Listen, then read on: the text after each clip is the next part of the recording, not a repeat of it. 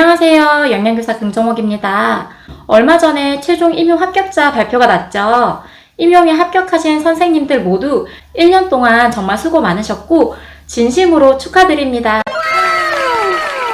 최종 합격자 발표가 난 후에 구독자분께서 댓글로 신입 영양교사가 첫 발령 후에 해야 하는 일이 무엇인가요? 라고 질문을 해주셨는데요. 그래서 준비한 오늘의 주제는 3월이 되면 꼭 해야 하는 영양교사 업무입니다. 3월이 되면 해야 할 일이 정말 많지만 제가 생각하는 가장 중요하고 제일 먼저 해야 할 일은 식품 알레르기 유발식품 표시제 운영 계획서를 세우는 것입니다. 그리고 내부 기한을 올리고 가정통신문을 발송하여 식품 알레르기가 있는 학생을 파악하는 것인데요. 학생뿐만 아니라 교직원 분들 중에서도 식품 알레르기가 있으신 분들도 계시더라고요. 이렇게 식품 알레르기가 있는지 파악을 하면 조리 종사자들과 함께 공유를 해야 하는데요. A 학생은 복숭아 알레르기가 있으니 복숭아가 들어간 메뉴가 나오면 이 메뉴는 빼고 배식해주세요. 이렇게 꼭 얘기를 해주셔야 해요. 영양교사가 있으면 당연히 챙기겠지만 출장을 갈 수도 있고 다른 어떤 상황에서 자리를 비울 수도 있으니까요. 그리고 영양교사가 하는 업무 중에 영양상담도 있죠. 학생들이 스스로 영양상담을 하고 싶어요 하고 오는 경우는 정말 드물더라고요. 그렇기 때문에 담임 선생님께 협조를 구하고 식품 알레르기가 있거나 저체중이거나 비만인 학생들을 우선적으로 저는 상담을 진행하는데요.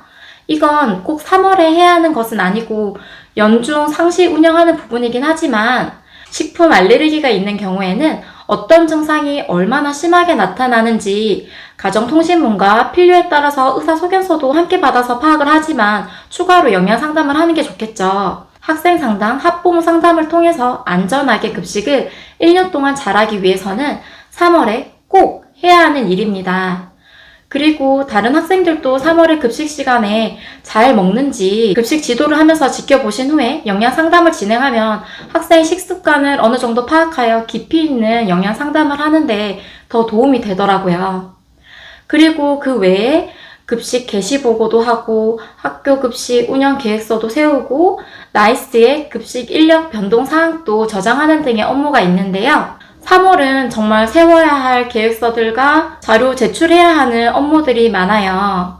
그럼 하나씩 파트를 나눠서 세세한 설명보다는 이렇게 크게 훑어보는 식으로 설명을 드리도록 할게요. 책으로 치면 목차 중에서도 큰 목차만 보는 정도로 생각해 주시면 될 것 같아요.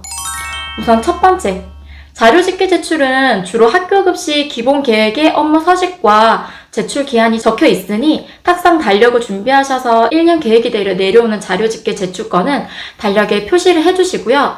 그 서식이 없는 자료 제출 업무들은 때가 되면 공문으로 접수되기 때문에 공문이 오면 꼼꼼히 읽어보시고 작성 양식에 따라 참고하셔서 제출하시면 됩니다. 다음으로 두 번째는 각종 급식 계획서 및 가정통신문 발송과 교직원 연수죠.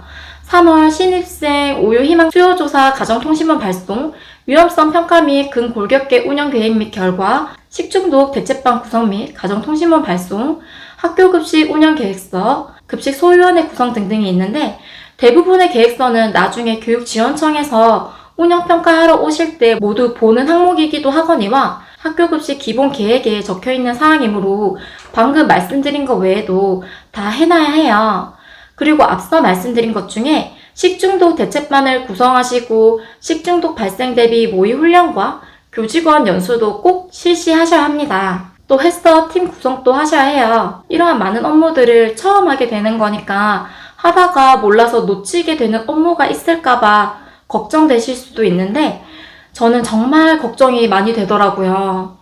신규 때 실수를 줄이는 가장 좋은 방법은 학교급식 기본 계획을 형광펜으로 밑줄 이렇게 치면서 하나씩 놓치지 않고 체크하면서 1년 동안 차근차근 계획을 세워서 하시는 거예요. 다음으로 세 번째는 영양 수업인데요. 영양 과목이 수업 자료를 활용할 수 있는 곳이 많이 있는 편은 아니어서 제 경우는 PPT나 활동 자료를 만드는 데에도 시간이 많이 걸리더라고요. 학년별로 학생들 수준이 다 다르잖아요.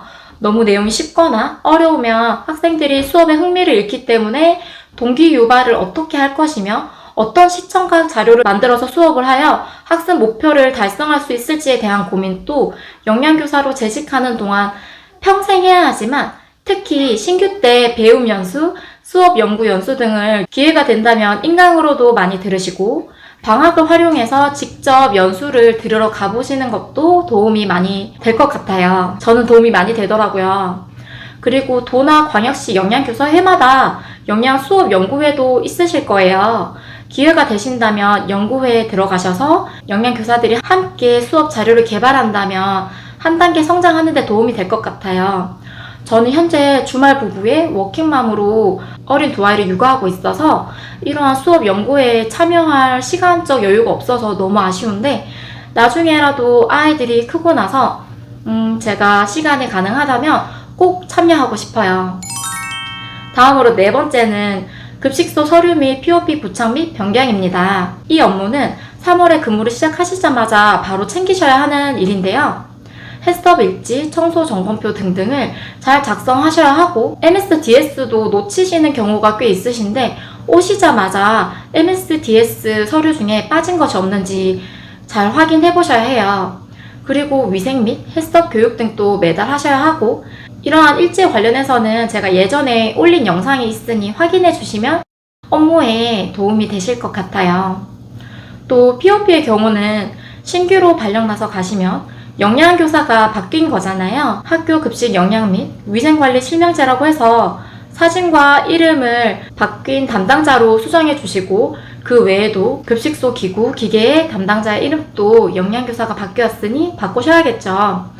각종 POP 등을 변경해야 할 부분이 있는지 잘 살펴보시고 상황에 맞게 변경해 주셔야 합니다. 마지막으로 다섯 번째는 나이스 업무인데요.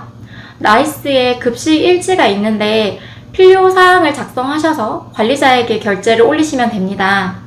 그리고 3월부터 꼭 해야 하는 나이스 업무로는 아까 말씀드린 인력 변동 사항에 대해서 수정하여 저장해 주시고요.